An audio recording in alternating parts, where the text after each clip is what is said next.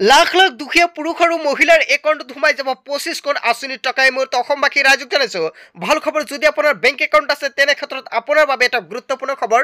প্ৰত্যক্ষ সুবিধা হস্তান্তৰৰ বাবে 25 কোন আঁচনিৰ তালিকা, ডিবিটিৰ বাবে 25 কোন আঁচনিৰ তালিকা অৱশেষত প্ৰস্তুত কৰিছে অসম চৰকাৰে। আৰু আদাৰ বেংক একাউণ্টৰ সৈতে যদি আপুনি লিংক কৰিছে তেনে ক্ষেত্ৰতে পাব আপুনি টকা। আপুনি টকাটো পাব নাই, অতি শীঘ্ৰেই আপুনি চেক কৰক। আজি হৈছে দেওবাৰ 31 ডিচেম্বৰ 2023 আৰু আজিৰ পৰা অসম চৰকাৰে বাছনি কৰা আৰম্ভ কৰিছে। যদি আপোনালোকৰ এইকেইটা লিষ্টত নাম আছে তেনে ক্ষেত্ৰত অতি শীঘ্ৰেই আপুনি চেক কৰক। অসম চৰকাৰে কেইবাটাও গুৰুত্বপূৰ্ণ সিদ্ধান্ত গ্ৰহণ কৰিছে। NPCIৰ জৰিয়তে ডিবিটি ডাইৰেক্ট বেনিফিট ট্ৰান্সফাৰ এখন আঁচনি হৈছে বন্ধু বান্ধৱীসকল ভাৰত চৰকাৰে আৰম্ভ কৰা বিভিন্ন সমাজ কল্যাণমূলক আঁচনিৰ সুবিধা আৰু সাহায্য, যেনে LPG গেছ কানেকশ্যনৰ ৰাজসাহায্যৰ লগতে আপোনাৰ MGNREGAৰ যদি জব কাৰ্ড আছে, লগতে বৃদ্ধা পেঞ্চন আঁচনিত যদি আপোনাৰ নাম আছে, লগতে পোনপটীয়াকৈ হিতাধিকাৰী বেংক একাউণ্টত হস্তান্তৰ কৰিবলৈ সুবিধা কৰে বন্ধু বান্ধৱীসকল। ডিবিটিৰ জৰিয়তে কিন্তু কেইবাটাও গুৰুত্বপূৰ্ণ আঁচনিৰ টকা আপোনাৰ বেংক একাউণ্টৰ যোগে টকা প্ৰদান কৰে। কেৱল জব কাৰ্ডেই নহয়, চৰকাৰী ঘৰেই নহয়, কেৱল MGNREGA জব কাৰ্ডেই নহয়, লগতে LPG গেছ কানেকশ্যন নহয়, বৃদ্ধা পেঞ্চনেই নহয়, লাখ লাখ মানুহৰ কিন্তু একাউণ্টত সোমাই যাব এইকেইটা আঁচনিৰ পিছতো টকা বন্ধু বান্ধৱীসকল। আপুনি টকা কেইটা পাবনে নহয়?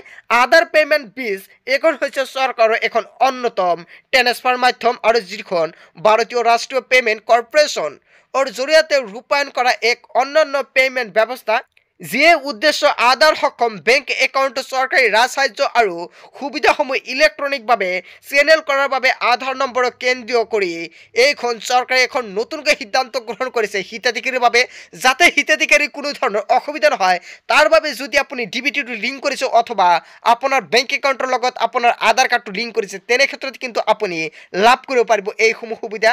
লগতে চাওক, এই কাৰ্যসূচীসমূহ হিতাধিকাৰীৰ বেংক একাউণ্টলৈকে সুবিধাসমূহৰ বৰ্তমান ইলেক্ট্ৰনিক হস্তান্তৰৰ পৰা হিতাধিকাৰীসকলৰ আধাৰ বীজযুক্ত বেংক একাউণ্টলৈকে পোনপটীয়াকৈ সুবিধাসমূহ হস্তান্তৰণ কৰাৰ কথা কল্পনা কৰিছে। লগতে আন উদ্দেশ্যসমূহ তলত সম্পূৰ্ণকৈ দিয়া আছে, আপোনালোকে চাব পাইছে। এই কাৰ্যসূচী হিতাধিকাৰীৰ বেংক একাউণ্টলৈকে সুবিধাসমূহৰ বৰ্তমান ইলেক্ট্ৰনিক হস্তান্তৰৰ পৰা হিতাধিকাৰীসকলৰ আধাৰ বীজযুক্ত বেংক একাউণ্টলৈকে পোনপটীয়াকৈ সুবিধাসমূহ হস্তান্তৰণ কৰাৰ কথা কল্পনা কৰিছে অসম চৰকাৰে। বৰ্তমান ব্যৱস্থাত জড়িত অতিৰিক্ত একাধিক চেনেল আৰু কাগজৰ কাম কাজ নাইকিয়া কৰিছে অসম চৰকাৰে বন্ধু বান্ধৱীসকল। তেনে ক্ষেত্ৰত বলক আপোনালোকে সম্পূৰ্ণকৈ দেখাই দিওঁ আপোনালোকৰ বেংক একাউণ্ট যোগে কোনকেইটা আঁচনিৰ টকা চৰকাৰে প্ৰদান কৰিব ডাইৰেক্ট ডিবিটিৰ জৰিয়তে। অসম চৰকাৰৰ নতুন পদক্ষেপ আজি সোমাই দিলে লাখ লাখ মানুহৰ বেংক একাউণ্টত টকা।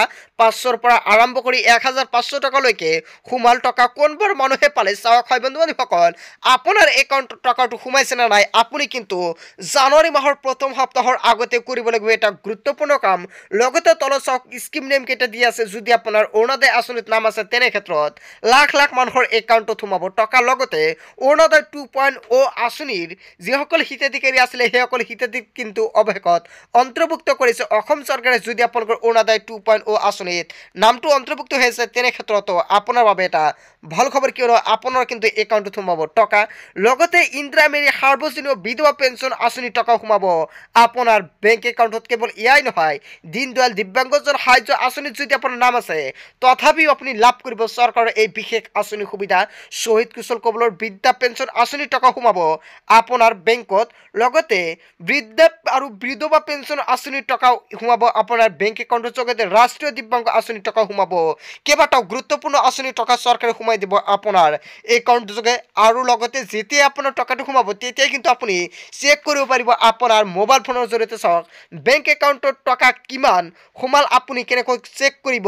আৰু চাওক সম্পূৰ্ণ পদ্ধতিসমূহ একাউণ্টত টকা চেক কৰাৰ নিয়মাৱলী। প্ৰথমতে আপোনাৰ মোবাইল ফোনৰ পৰা যিকোনো এটা ব্ৰাউজাৰ আপোনাৰ অ'পেন কৰিব লাগিব।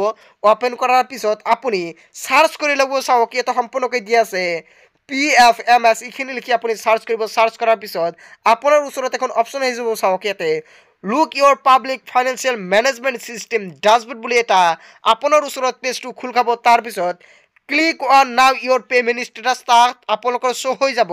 চাওক এনেকুৱাকৈ অপশ্যন আহি যাব নাও ইয়ৰ পে'মেণ্ট ষ্টেটাছ। জাষ্ট আপুনি তাতে এটা অপশ্যন আপোনালোকৰ স্ক্ৰীণত শ্ব' হ'ব, তাত আপুনি ক্লিক কৰি দি দিব।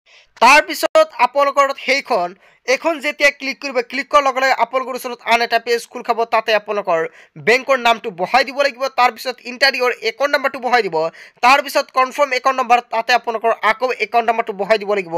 তাৰপিছত এখন কেপচা দেখাব, কেপচাটো আপুনি বহাই দিব। তাৰপিছত আপোনালোকৰ মোবাইল নম্বৰত এখন OTP যাব, ভেৰিফিকেশ্যন কাৰণে সেইখন OTPটো বহাই দিব। বহাই দিয়াৰ পিছত যেতিয়া আপুনি ফাইনেল ছাবমিটটো ক্লিক কৰিব, ক্লিক কৰাৰ পিছত show' all scheme payment on Euro screen, আপোনালোকৰ কোনকেইটা আঁচনিৰ টকা সোমাইছে, কেতিয়া সোমাইছে, সম্পূৰ্ণকৈ আপোনালোকৰ মোবাইল স্ক্ৰীনত শ্ব' হৈ থাকিব। হয় বন্ধু বান্ধৱীসকল, আপোনালোকে নিশ্চয় জানিলে আপুনি কেনেকুৱাকৈ চেক কৰিব লগতে কোনকেইটা আঁচনিৰ টকা আপোনাৰ বেংক একাউণ্টৰ যোগে সোমাই দিব জানুৱাৰী মাহৰ প্ৰথম সপ্তাহত। হয় বন্ধু বান্ধৱীসকল, আজিৰ মূল ভিডিঅ'খনত আপোনালোকক এইখিনি সৰু এটা ইনফৰমেশ্যন দিবলগীয়া আছিলে। ভিডিঅ'টি ভাল লাগিলে লাইক কমেণ্ট শ্বেয়াৰ কৰিব, আৰু যদি এতিয়ালৈকে চেনেলটি ছাবস্ক্ৰাইব কৰা তেতিয়া এনেকুৱাকৈ নতুন নতুন ইনফৰমেটিভ তথা হেল্পফুল ভিডিঅ' পাবলৈ হ'লে চেনেলটি ছাবস্ক্ৰাইব কৰিবলৈ নাপাহৰিব। চ' থেংক ইউ ফৰ ৱাচিং ফুল ভিডিঅ'।